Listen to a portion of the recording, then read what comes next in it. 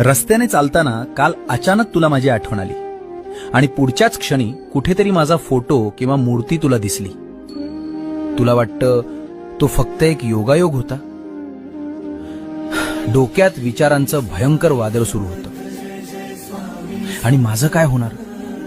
तुम्ही खरंच आहात का माझ्यासोबत?